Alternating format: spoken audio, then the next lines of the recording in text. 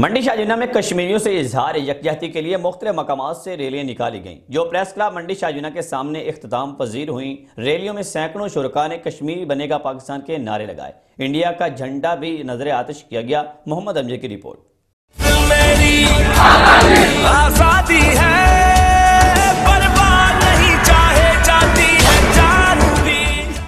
ملک بھر کی طرح منڈی جیونہ میں بھی یوم یکجہتی کشمیر ڈے کو نہایت ہی جوش جذبے سے منایا گیا۔ مختلف مقامات سے علماء کرام، طلباء اور شہریوں کی جانب سے ریلیاں نکالی گئی اور تقاریب کا اہتمام کیا گیا۔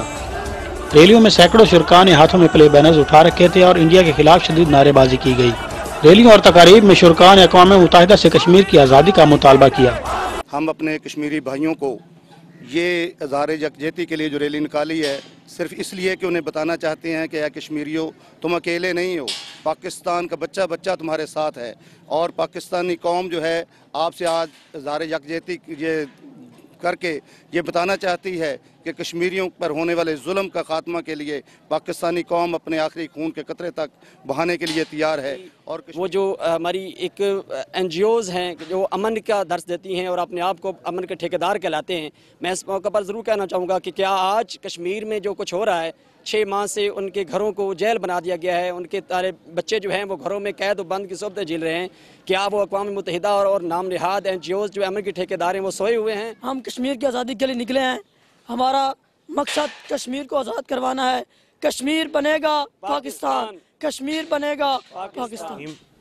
پاکستان کے ہر چھوٹے بڑے شہر اور علاقے سے ہر طبقے کے مسلمان نے اس بات کا اعلان کیا ہے 5 فروری کو ہاتھوں کی زنجیر بنا کر کہ ہم کل بھی کشمیر مسلمان مظلوموں کے ساتھ تھے، آج بھی ساتھ ہیں اور انشاءاللہ ساتھ رہیں گے۔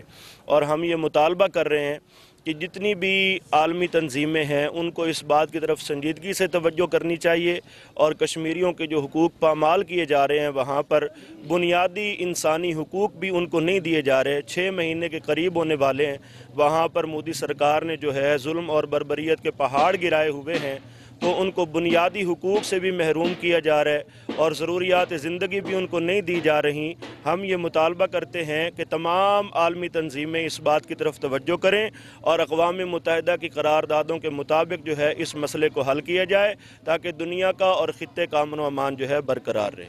آج کا یہ ہمارا اظہار یکجہتی کشمیر کا یہ مظاہرہ، یہ ہم مطالبہ کرتے ہیں کہ کشمیریوں کو آزادی ملنی چاہیے۔ آزادی ہر قوم کا بنیادی حق ہے، اور ہم ان مظلوم بھائیوں کی مدد کے لیے یہ قراردادیں اور یہ ریلیاں ان کا انعقاد کرتے ہیں۔